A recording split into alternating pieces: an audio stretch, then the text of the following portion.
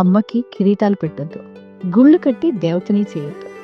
ఓపిక, సహనం, ప్రేమ, అనురాగం, అర్థం చేసుకోవటం, అలసట లేకుండా పనిచేయటం ఇవి అమ్మకి సహజ లక్షణాలని తీర్మానించద్దు. మారిన ప్రాధాన్యతల మధ్య అమ్మ పాత్ర తీరు కూడా మారింది. అమ్మ ఇప్పుడు అమ్మే కాదు, నాన్న కూడా. సగం కాళ్ళెం వస్తుంది. ఈ కొత్త బాధ్యత అదనపు బరువుగా మారింది తప్ప ఉన్న బాధ్యత ఏం తగ్గలేదు.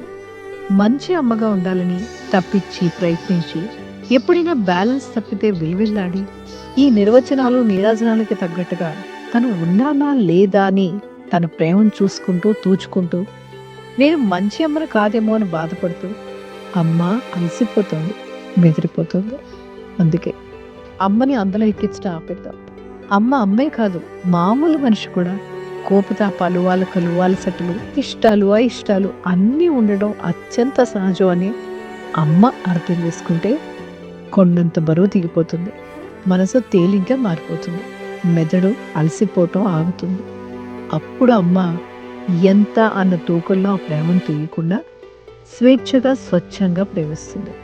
నిర్వచనాలకి, పొగడ్తలకి, పోలికలకి, పోటీలకి అతీతంగా హాయిగా, ఆహ్లాదంగా తనతో తనుంటూ పిల్లల్ని ప్రేమిస్తూ అమ్మ అచ్చంగా అమ్మగా ఉంటుంది.